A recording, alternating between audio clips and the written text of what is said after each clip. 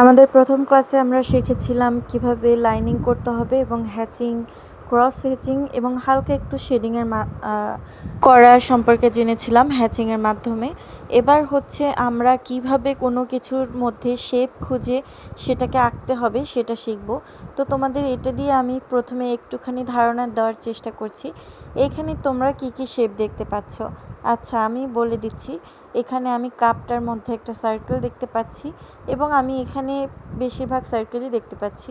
তো তোমরা যে অবজেক্টগুলো আঁকবে বা যে জিনিসগুলো আঁকবে সেগুলোর মধ্যে তোমরা কি শেপ দেখতে পাচ্ছ সেটা হচ্ছে মেইন থিং।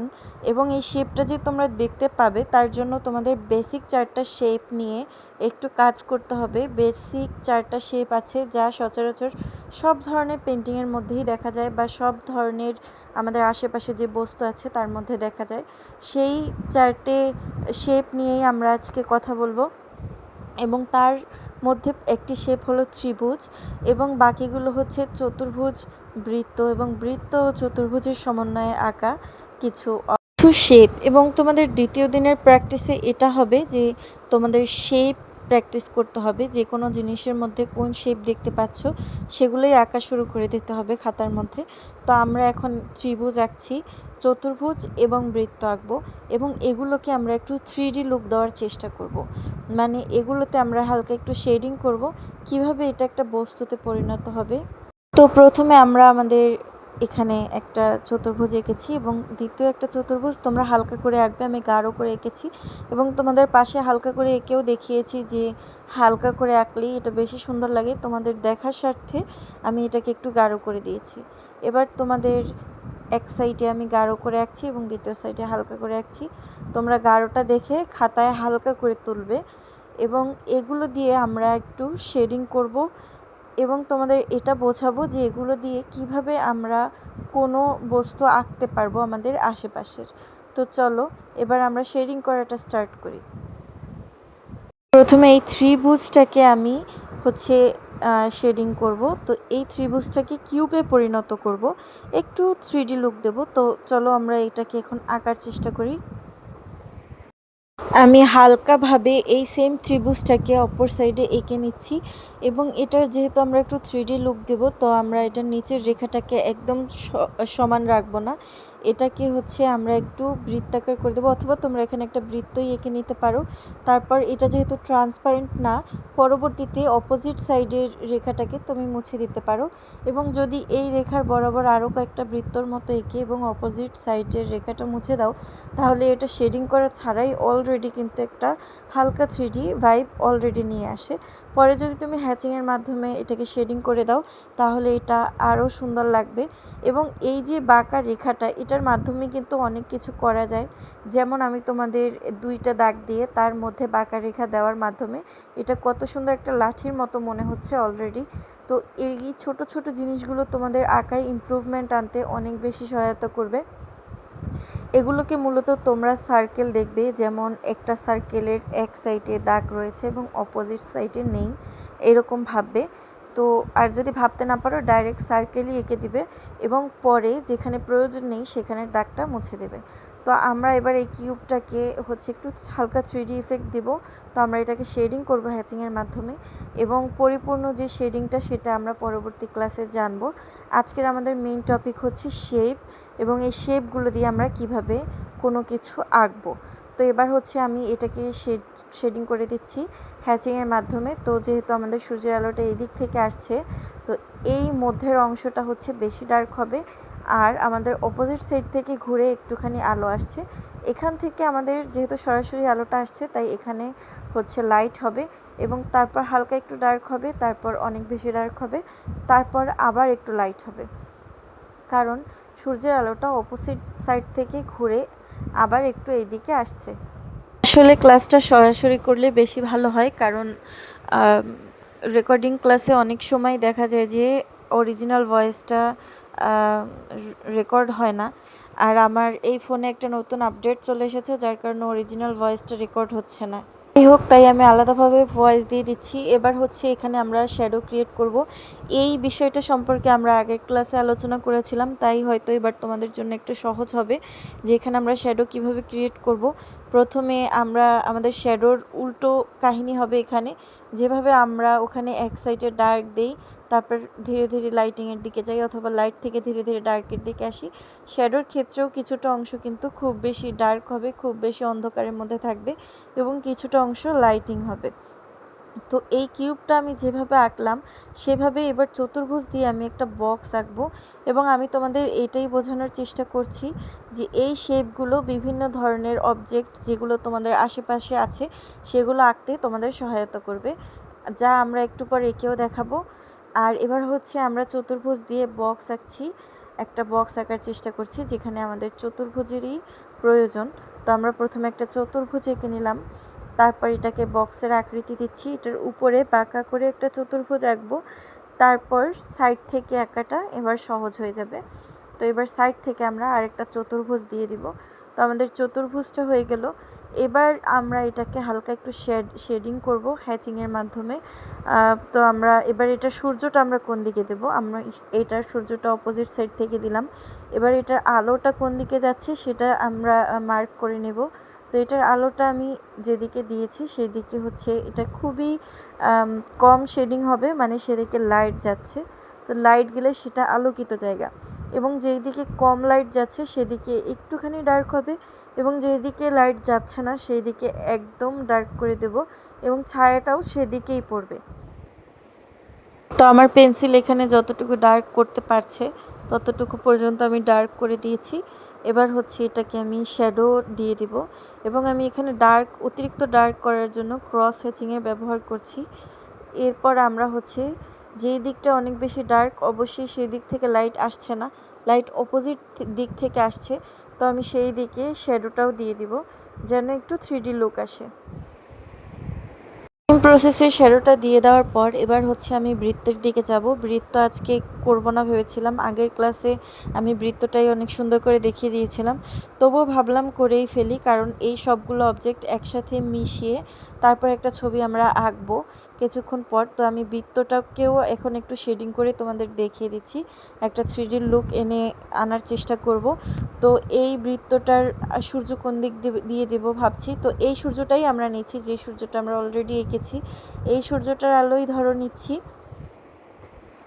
তো এই দিক থেকে সূর্যের আলো আসলে আমাদের কতটুকু জায়গা লাইট হবে এবং ধীরে ধীরে ডার্কের দিকে যাবে, একদম পিছনের দিকটা অনেক বেশি অন্ধকার হবে এবং হ্যাচিংয়ের মাধ্যমে আমরা হালকা হালকা করে ডার্কনেস বাড়াতে থাকবো এবং পিছনের দিকে একদম ডার্ক হবে, অথবা পেছনের দিক থেকে স্টার্ট করলে, মানে যেদিকে সূর্যের আলো নেই সেটাকেই পেছন বলছি, তো সেই দিক থেকে স্টার্ট করলে ডার্ক থেকে লাইটিংয়ের দিকে আসব, অথবা সূর্যের আলো যেদিক থেকে পড়ছে সেখান থেকে স্টার্ট করলে হালকা থেকে গাঢ়র দিকে, মানে লাইট থেকে ডার্কের দিকে যাব। তো আমরা লাইট থেকে ডার্কের দিকে করে নিয়েছি, তারপর আমরা সেম প্রসেসে শ্যাডো দিয়ে দেব। একদম শেষের আউটলাইনটা কিন্তু আমরা ডার্ক করে দিয়েছি, এবার হচ্ছে আমরা এখানে শ্যাডো এঁকে দেব সেম প্রসেসে, এটা আমরা আগের ক্লাসেও দেখিয়েছিলাম, তো তোমাদের জন্য সহজ হবে। এবং এই তিনটা হচ্ছে বেসিক শেপ, আর আমাদের বেসিক শেপ এই তিনটা শেপ দিয়েই আমরা হচ্ছে সব ধরনের আঁকা আঁকতে পারবো। মোটামুটি এই তিনটে শেপ সব ধরনের আঁকার মধ্যে ব্যবহার হয়, কিন্তু বিভিন্নভাবে ব্যবহার হয়। তো আমরা হচ্ছে এইভাবে ঘরে বসে শেপগুলোকে আঁকার চেষ্টা করব এবং আমি তোমাদের দেখাচ্ছি কিভাবে আঁকার চেষ্টা করবে। হালকা হালকা করে পেন্সিল ধরবে এবং এই চতুর্ভুজ, ত্রিভুজ এবং এগুলো দিয়ে যে আমরা আগে যে একটা কিউবের মতো এঁকেছিলাম চতুর্ভুজ এবং ত্রিভুজের সমন্বয়ে, যেমন আমি এখন এঁকে দেখাচ্ছি একটা কৌটোর মতো। তো আমরা প্রথমে একটা বৃত্ত আঁকলাম এবং জায়গা পরিমাপ করে নিলাম কতটুকু লম্বা দেব, তারপর আরেকটা বৃত্ত আঁকলাম। এবার এটাকে হ্যাচিংয়ের মাধ্যমে হচ্ছে ডার্ক এবং লাইটনিংয়ের কাজটা করব। তো এটার আমি সূর্য কোন দিক দিয়ে দেব ভাবছিলাম, তো এই দিক থেকে সূর্যটা নিলাম এবং এই সূর্যের আলো কতটুকু স্থান পর্যন্ত লাইটিং হবে এবং কতটুকু স্থান পর্যন্ত ডার্কনেস হবে সেটা তোমরা যে অবজেক্টটা দেখে আঁকার চেষ্টা করবে সেটা ভালোভাবে অবজার্ভ করবে যে সেখানে কোন দিক থেকে লাইট আসছে এবং কতটুকু লাইট ওটাতে পড়ছে। এমনও হতে পারে দুই দিক থেকেই লাইটিং পড়ছে এবং মাঝখানের অংশটা কালো দেখা যাচ্ছে, মানে ডার্ক দেখা যাচ্ছে। তো এইভাবেই তোমরা শেডিং করবে, তোমরা যে জিনিসটা আঁকার চেষ্টা করছো সেটাকে তোমাদের অনেক ভালোভাবে অবজার্ভ করতে হবে। তো এখানে আমি মধ্যবর্তী স্থানে ডার্কনেস দিচ্ছি এবং মধ্যবর্তী স্থানটাকে খুব বেশি ডার্ক করে দিতে হবে, 2 সাইডে হালকা করে হ্যাচিং করে নিয়ে যেতে হবে। মানে পেন্সিলটা এমনভাবে ধরবে যেন তুমি ব্লেন্ডিং মনে হয়, যে এক সাইডে তুমি হালকা করে হ্যাচিং করছো এবং অপর সাইডে ধীরে ধীরে ডার্ক করে দেবে, যেন ওই হ্যাচিংয়ের মাধ্যমে এটা খুব সুন্দর ব্লেন্ড হয়ে যায়। তো এভাবে করে সেম প্রসেসে এখানে আমি হচ্ছে শ্যাডোটা তৈরি করে দেব এবং ওই দিক থেকে সূর্যের আলো আসলে এই দিকে হচ্ছে শ্যাডোটা হবে। এবং যখন তুমি কোনো অবজেক্ট দেখে আঁকছো তখন তুমি দেখতেই পারবে যে শ্যাডোটা কোন দিকে পড়ছে, তখন তোমার কাছে এটা আরও ইজি মনে হবে। তো এবার আমি সেম প্রসেসে যে তোমাদের দেখিয়েছিলাম, শ্যাডোরও কিছু অংশ একটু ডার্ক হবে এবং কিছু অংশ লাইট এবং কিছু অংশ খুব বেশি লাইট, এভাবে করে দেবে। এবং এই শেপগুলো তোমাদের কিন্তু খুবই বেশি প্রয়োজন বেসিক লার্নিং হিসেবে। এই তিনটা হচ্ছে আঁকার মৌলিক বেসিক তিনটা শেপ, যেটা আমরা যে কোনো আঁকার ক্ষেত্রে ব্যবহার করে থাকি এবং সব আঁকায় মোটামুটি এই শেপগুলো খুঁজে পাওয়া যায়। তো তোমাদের যা করতে হবে, এই শেপগুলো বাসায় খুব বেশি করে প্র্যাকটিস করতে হবে এবং তোমরা এই শেপগুলো তাড়াতাড়ি এঁকে নাও। পরবর্তীতে আমরা হচ্ছে শেপগুলো দিয়ে কিভাবে কোনো কিছু আঁকবে সেটার বেসিক স্টেপ দেখাবো। দিয়ে তোমাদের একটু বোঝাই যে কিভাবে আঁকবে। ধরো এইটাই এখন আমি আঁকবো, তো এটার মধ্যে তোমরা কি শেপ দেখতে পাচ্ছ? আমি তোমাদের এটার মধ্যে যে শেপ রয়েছে তা বোঝানোর চেষ্টা করি। এটার মধ্যে একটা চতুর্ভুজ শেপ আমি দেখতে পাচ্ছি, যেটা হচ্ছে আমি তোমাদের হাত দিয়ে দেখিয়ে দিচ্ছি, এবং চতুর্ভুজের আরেকটা শেপ কিন্তু এটার উপরে রয়েছে। তো এই যে শেপগুলো তোমাদের আমি দেখিয়ে দিলাম, এগুলো এবার আমি খাতায় ওঠাবো এবং এটার মাথায়ও একটা চতুর্ভুজ রয়েছে এবং এটার মাথাটা গোল করে আঁকার জন্য একটা সার্কেলের প্রয়োজন। তো আমি এই সেম কাজ যেটা তোমাদের আমি বললাম, এটা এখন আমি খাতায় উঠিয়ে তোমাদের দেখাচ্ছি। তো আমি প্রথমে একটা 4 কোণা চতুর্ভুজ এঁকে নেব এবং দ্বিতীয়বারেও আমি একটা 4 কোণা চতুর্ভুজ আঁকবো এবং পেন্সিলটা খুবই হালকা করে ধরবে, খুব গাঢ় করে আঁকলে কিন্তু হবে না। স্কেচ তোমার হালকা করেই করা উচিত, পেন্সিলটা হালকা করে ধরবে। এবং একটা চতুর্ভুজ আঁকা হয়েছে, এখন আমি দ্বিতীয় চতুর্ভুজ আঁকছি। চতুর্ভুজ, ত্রিভুজ এবং সার্কেলের বৃত্তের শেপ তিনটাই প্রয়োজন, কিন্তু এই শেপগুলো বিভিন্নভাবে ব্যবহার হবে। যেমন উপরের চতুর্ভুজটা কিন্তু তোমরা দেখতে পাচ্ছ অন্যরকম, একদম সমান নয় 4টা কোণা, তবুও এটা চতুর্ভুজ। এবার হচ্ছে আমরা উপরে একটা চতুর্ভুজ এঁকেছি এবং তার উপরে কিন্তু আমি বৃত্ত দিয়েছি, কারণ এখানের উপরটা গোল হবে সেই জন্য। এবার হচ্ছে আমি আউটলাইন করে দিচ্ছি। এই আউটলাইনগুলো খুব বেশি ইম্পর্ট্যান্ট। আর আমরা শেপগুলো দেখি মূলত কতটুকু জায়গা নিয়ে এবং কতটুকু অংশে কিভাবে আমার অবজেক্টটা বসবে, এটা দেখার জন্য আমরা শেপগুলো দেখি এবং পরবর্তীতে আমরা হচ্ছে আউটলাইন করে দেব, যেখান থেকে আমাদের যেমনটা প্রয়োজন, আমাদের সামনের বস্তুটা আমরা যেমন দেখতে পাচ্ছি। তো তোমরা দেখতেই পেয়েছো আমার যে হ্যান্ড ওয়াশের বোতলটা ছিল সেটার নিচে থেকে এমন গোল ছিল এবং উপর থেকেও গোল ছিল এবং উপরের মাথাটাও কিন্তু আমি এঁকে দিচ্ছি।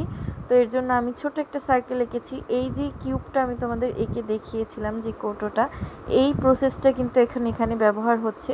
তো এই সেম কিউবটাই আমি উপরে এঁকে দিচ্ছি এবং পরে আমি আবার বৃত্ত এবং সার্কেলের মাধ্যমে এই হ্যান্ড ওয়াশের যে একদম মাথাটা ছিল সেটা এঁকে দিচ্ছি।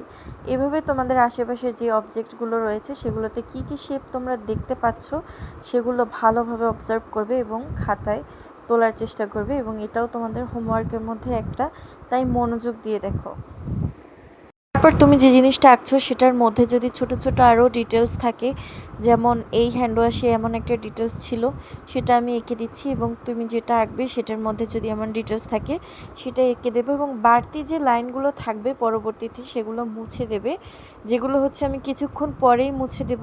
এবার হচ্ছে আমি এটাকে একটুখানি শেডিং করে নিচ্ছি, যেহেতু আমি এখানে শেডিং তোমাদের এখন শেখাচ্ছি না, তো আমি এখানে হালকা করে শেড দিয়ে নিচ্ছি যেন,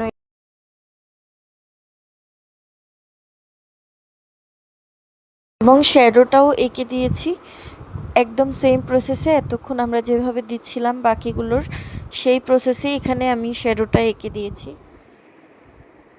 এবং এখানে যত বাড়তি লাইন আছে যেগুলো আমরা হচ্ছে এটা আঁকার জন্য শেপ হিসেবে ব্যবহার করার সময় যে বাড়তি লাইনগুলো ছিল সেগুলো আমরা মুছে দেবো। এগুলো শেডিং করার আগেই মুছে ফেলতে হয়, তবে আমি এখন মুছে দিচ্ছি। তোমরা যদি শেডিং করো তাহলে তার আগেই এই লাইনগুলো মুছে দেবে যেগুলো বাড়তি লাইন। তো আমি এগুলো এখনই মুছে দিচ্ছি। আর আমি তোমাদের একটা ছবি দেখাই যেখানে সার্কেলের ব্যবহার হয়েছে অনেক বেশি। যেমন দেখো এখানে একটা প্লেট রয়েছে, একটা ডোসা রয়েছে এবং চাটনির 2টা কৌটো রয়েছে। এবং দেখো এখানে সবগুলো কিন্তু সার্কেল দিয়ে আঁকা হয়েছে, মানে বৃত্ত দিয়ে আঁকা হয়েছে। এবং এই শেপটা দিয়েই প্রথমে একটা বড় বৃত্ত আঁকবে এবং তার মধ্যে ছোট ছোট 2টা বৃত্ত এবং তার মধ্যে বৃত্তের অর্ধাংশ।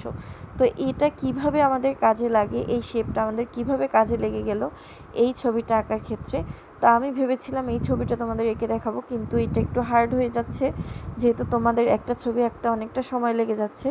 তো আমি তোমাদের একটা সহজ ছবি এঁকে দেখাই, চলো। এখন আমি একটা সহজ ছোট মোমবাতি আঁকার চেষ্টা করব, যার জন্য আমার প্রয়োজন হচ্ছে একটা চতুর্ভুজ এবং একটা বৃত্তর। এইভাবে আমি যেটা প্রতিবারই বলছি, এইভাবে আমাদের সব ধরনের আঁকাই কিন্তু এগুলো আমাদের খুবই প্রয়োজন হয়ে পড়ে। হ্যাঁ, শেপগুলো একটু এদিক ওদিক যায়, তবে এই সেম শেপগুলোই আমাদের প্রয়োজন পড়ে। তো এবার হচ্ছে আমি যে ওই উপরের কিউবটা, যে কৌটোটা, ওই শেপ দিয়েই কিন্তু মোমবাতিটা আঁকার চেষ্টা করছি। এবং মাঝখান বরাবর আমি আরেকটা বৃত্ত এঁকে নিচ্ছি, যেখান থেকে মূলত আমাদের মোমবাতির আলোর শিখাটা উঠবে। সেখানে আরেকটা বৃত্ত এঁকে নিচ্ছি, এবার শিখাটাও এঁকে দেব। এবং শিখাটা আঁকা তুমি যেভাবেই আঁকো মোমের আলো, সেটা খুবই একটা নর্মাল বিষয়। তো আমি এভাবে এঁকে দিচ্ছি, তোমরা ওইভাবে ট্রাই করে দেখো। এবং এটার শ্যাডো হচ্ছে এই দিক থেকে আসবে, কারণ আলোটা অপোজিট থেকে আমি ভেবে নিয়েছি। তো এই দিকে তাহলে শ্যাডো আসবে এবং আমি এটাকে হ্যাচিং অথবা ক্রস হ্যাচিংয়ের মাধ্যমে এটাকে হচ্ছে আমি একটু শেডিং করে দেব। আর এটা প্রপার ওয়েতে শেডিং করা এই ক্লাসে আমি তোমাদের সেই সম্পর্কে বলছি না, সেটা আমি তোমাদেরকে পরবর্তীতে বলবো। যেটা আমি তোমাদেরকে বারবারই বলছি, এই ক্লাস হচ্ছে শেপ নিয়ে, যে শেপের মাধ্যমে তুমি কিভাবে কোনো কিছু আঁকতে পারবে। যেভাবে আমরা এইমাত্র চতুর্ভুজ এবং বৃত্তর মাধ্যমে এই মোমবাতিটা এঁকে ফেললাম এবং হ্যাচিং ক্রস হ্যাচিংয়ের মাধ্যমে এটাকে কিন্তু ডার্ক থেকে লাইটিং অথবা লাইটিং থেকে ডার্ক শেডও করে দিলাম। এবার এটা শ্যাডোটাও এঁকে দিলাম। এবার আমি ভাবছি যে মোম গলে পড়ছে সেরকম একটা ইফেক্টও এখানে এঁকে দিই।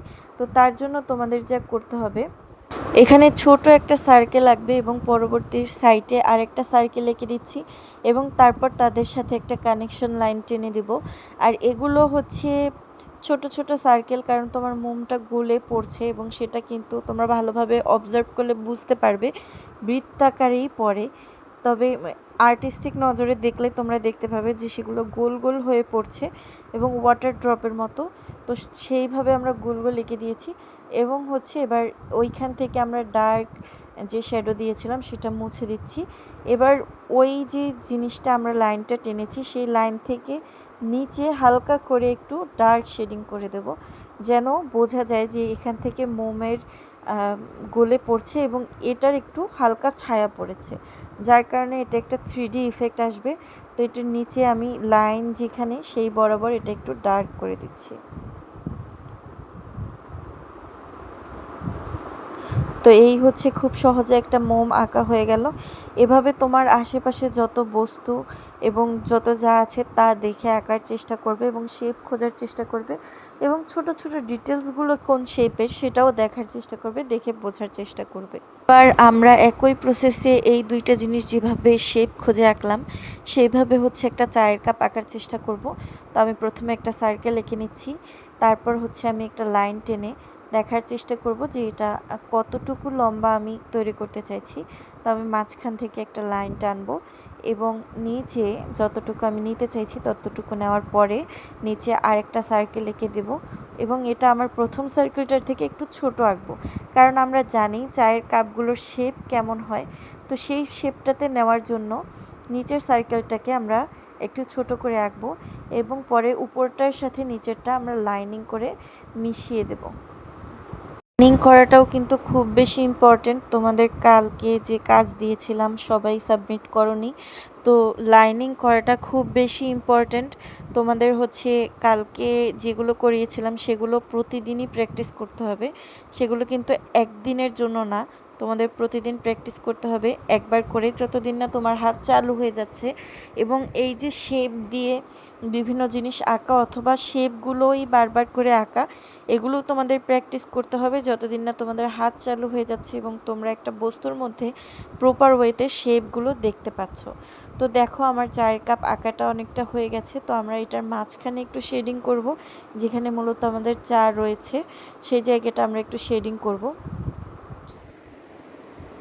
আচ্ছা, তার আগে আমরা কাপের যে একটা ধরনী থাকে সেটাও কিভাবে বৃত্ত এবং চতুর্ভুজের মাধ্যমে আঁকতে পারি সেটা একটু দেখিয়ে দিই। তো দেখো আমি প্রথমে একটা বৃত্ত দিয়েছি এবং নিচে ছোট একটা চতুর্ভুজ দিয়েছি। এবার কিন্তু আমি এই দুইটাকে অ্যাডজাস্ট করে দিলাম লাইনিংয়ের মাধ্যমে। আর দেখো আমাদের একটা ধরনী কিন্তু তৈরি হয়ে গেছে। এবার দেখো কত সহজেই ধরনীটা তৈরি হয়ে গেল। এবার হচ্ছে আমি মধ্যে যে শেডিং করব বলেছিলাম সেই শেডিংটা স্টার্ট করে দিই। তো চায়ের বা কফি যাই হোক, এটার মাঝখান থেকে কিন্তু একটু লাইটিং হয় এবং সাইড থেকে একটু ডার্ক হয়। তো সেই প্রসেসটাই আমরা এখানে করব। এটার এই মধ্যবর্তী জায়গাটা একটু লাইটিং হবে এবং পাশের জায়গাটা আমরা হ্যাচিংয়ের মাধ্যমে একটু ডার্ক করে দেব। তো পাশের জায়গাটা আমি হ্যাচিংয়ের মাধ্যমে ডার্ক করে দিচ্ছি এবং একদম এখানে যে লাইনটা আছে সেটা একদম ডার্ক করে দেব। তোমরাও এই প্রসেসে এই কাজটা করার চেষ্টা করো। এবং এখানে এখন যে বাড়তি লাইনগুলো রয়েছে, যেহেতু এটা ট্রান্সপারেন্ট না, যেই লাইনগুলো বাড়তি সেগুলো আমি এখন মুছে দেব। আর তোমরাও কোনো কিছু আঁকার পর যখন তোমাদের শেপ দিতে হবে তখন তো তোমাদের শেপ দিতে হবে, সুন্দর করে পুরো শেপ দিয়ে আঁকবে। কিন্তু শেপ দেওয়ার পর, লাইনিং করার পর, আউটলাইনিং করার পর যখন যেই দাগগুলো তোমাদের প্রয়োজন নেই সেগুলোকে মুছে ফেলবে। এবার আমার যে দাগগুলো প্রয়োজন নেই সেগুলো আমি মুছে ফেলেছি। এবার হচ্ছে আমি এটাতে একটু শ্যাডো তৈরি করে দেবো। শ্যাডো কিন্তু তোমার হচ্ছে অনেক সময় কালারের উপর ডিপেন্ড করে। যেমন তুমি যে জিনিসটা আঁকছো সেটা তুমি পেন্সিল দিয়ে আঁকছো, কিন্তু সেটার কালার হিসেবে কিন্তু ডার্ক ভ্যালিউ আর লাইটিং এগুলো আসে। তো তুমি যে অবজেক্টটা দেখছো সেটাকে ভালোভাবে অবজার্ভ করতে হবে এবং দেখতে হবে কোন দিক থেকে লাইট আসছে এবং কোন দিকটা অন্ধকার লাগছে, কোন দিকটা বেশি অন্ধকার লাগছে। তো তোমার সেই পরিস্থিতিটা বুঝে তোমাকে শেড করতে হবে। তো আমার এই কাপটা মূলত আমি কালারের উপর যে ডার্ক এবং লাইট ভ্যালু হয় সেই হিসেবে এটাকে একটু হ্যাচিং করে ডার্ক শেড এনে দিচ্ছি। এবং দেখো দুইটা সাইড এখানে কিন্তু লাইট এসেছে, তার মানে এটার অপোজিট সাইড থেকে যেখানে হ্যাচিং করছি আমি এখন, ওটার অপোজিট সাইড থেকে লাইট আসছে এবং কাপটার যে কালার হবে সেই কালার অনুযায়ী এখানে ডার্ক ভ্যালু বসবে। অপোজিট সাইড থেকে যেহেতু আলো আসছে তো এই সাইডে শ্যাডোটা হবে এবং আমরা আগে যে শ্যাডোগুলো এঁকেছিলাম সেম প্রসেসে এখানে একটু ডার্ক, তারপর একটু লাইট এবং আর একটু লাইট, এইভাবে করে শ্যাডোটা দিয়ে দিলাম। এবার হচ্ছে আমরা, তুমি যদি তোমার কাপে কোনো ডিজাইন থাকে তাহলে করে দিতে পারো, কিন্তু বেসিক হিসেবে আমরা এতটুকু পর্যন্তই করছি। এবার যেহেতু তোমাদের একটু হলেও ধারণা হয়েছে যে শেপ দিয়ে কিভাবে কোনো কিছু আঁকবে, তো তোমাদের শেপ প্র্যাকটিস করাটা খুব বেশি প্রয়োজন। তো তোমরা বিভিন্ন ধরনের শেপ বিভিন্ন অ্যাঙ্গেলে আঁকার চেষ্টা করবে খাতায়। একদম 2 পেজ ভরে তোমরা শুধু শেপ আঁকার চেষ্টা করবে, মানে আঁকার চেষ্টা বলতে তোমরা শেপ আঁকবে।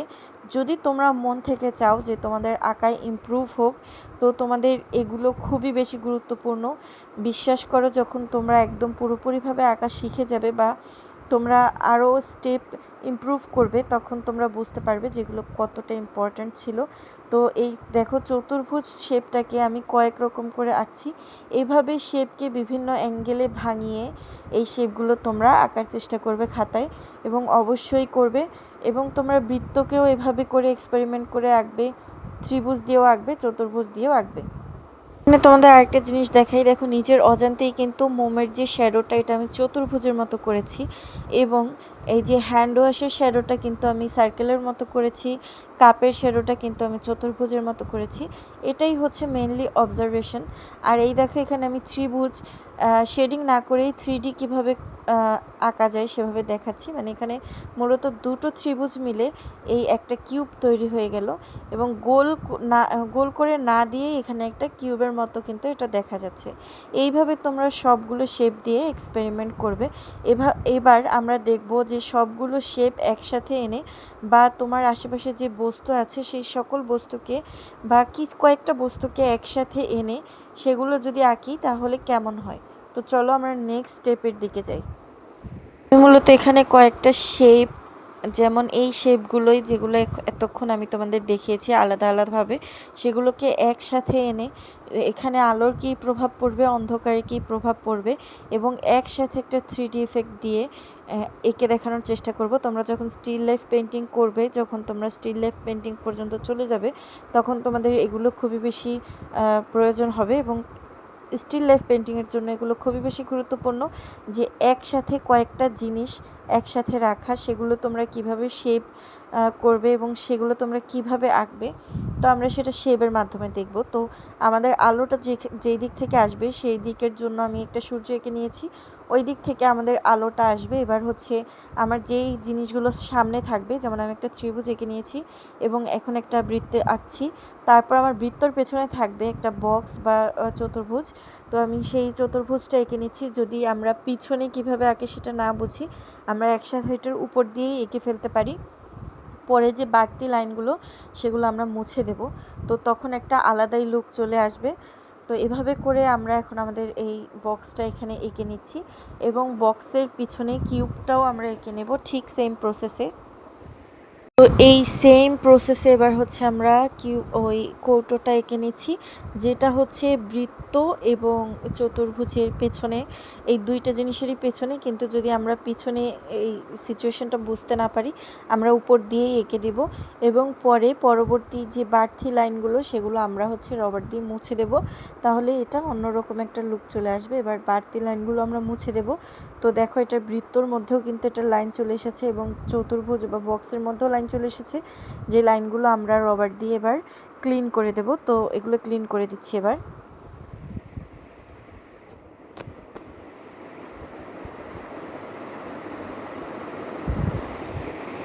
তো দেখো ক্লিন করে দেওয়ার পর কিন্তু আলাদাই একটা লুক চলে এসেছে।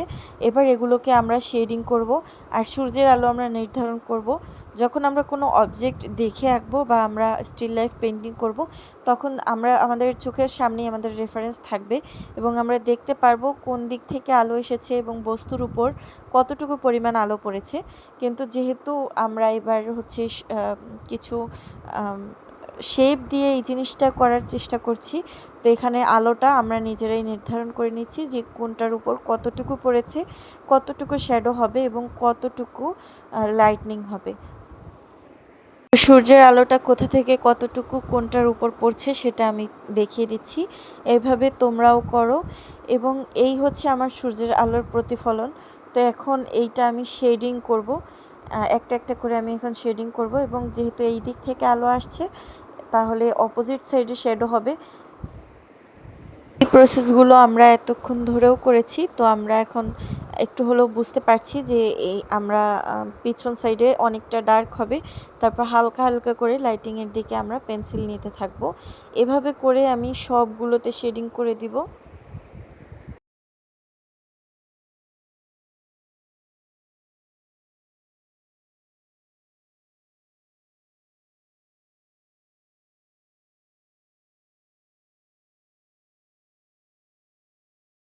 হ্যাচিংয়ে আমাদের এমনভাবে হাত আনতে হবে যেন হ্যাচিংয়ের মাধ্যমেই আমরা অনেক সুন্দর লাইট এবং ডার্কনেস ফুটিয়ে তুলতে পারি।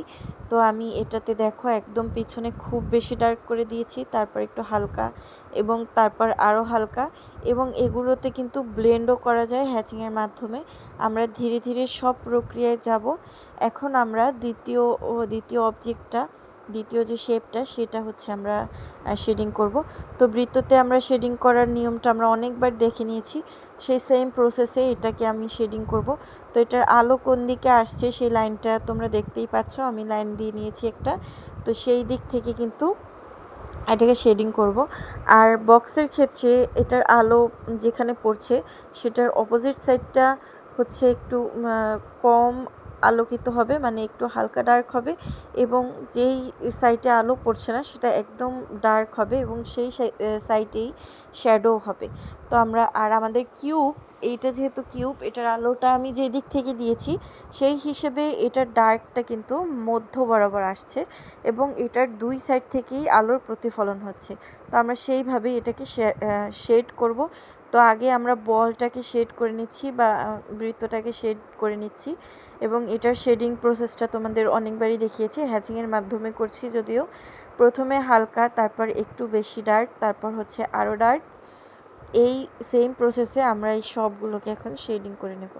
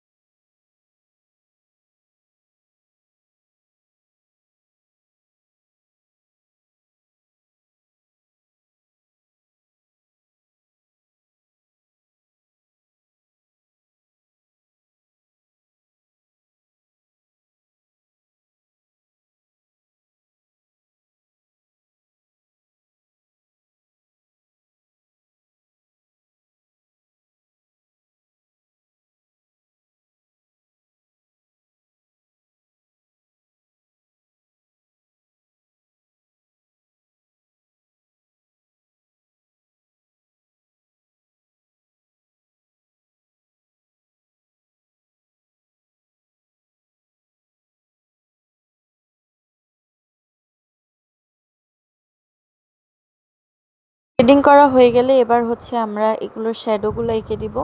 তো কয়েকটা অবজেক্ট যদি একত্র করে তোমরা আঁকো তাহলে এই প্রক্রিয়ার মাধ্যমে আঁকতে হবে। এবার হচ্ছে আমরা শ্যাডো করে দিব। তো আমরা যে কৌটোটা এঁকেছি সেই কৌটোর কিন্তু কোনো শ্যাডো নেই, কারণ ওটার শ্যাডো যেখানে পড়বে সেখানে আমাদের দুইটা অবজেক্ট রাখা, তো ওইটার শ্যাডোটা দেখা যাবে না। তো আমাদের বাকি দুইটা অবজেক্টের শ্যাডো অবশ্যই দেখা যাবে। তো সেটার শ্যাডোগুলো আমরা এঁকে দিচ্ছি। আমরা বক্সের শ্যাডোটাও এঁকে দেবো, এবং আমরা আমাদের বৃত্তর শ্যাডোটাও এঁকে দেবো। এবং আমি ক্রস হ্যাচিংয়ের মাধ্যমে কিন্তু যে অংশটা ডার্ক হবে সেই অংশটাতে আরও বেশি অন্ধকার করে দিচ্ছি, মানে ডার্ক করে দিচ্ছি, এবং পেন্সিলের ফুল প্রেশার দিয়ে আমি সেই অংশটাকে ডার্ক করে দিয়েছি। এবার হচ্ছে আমরা আগে যেভাবে শ্যাডো এঁকেছি সেই সেম প্রসেসে সবগুলোর শ্যাডো আমরা এঁকে নেব।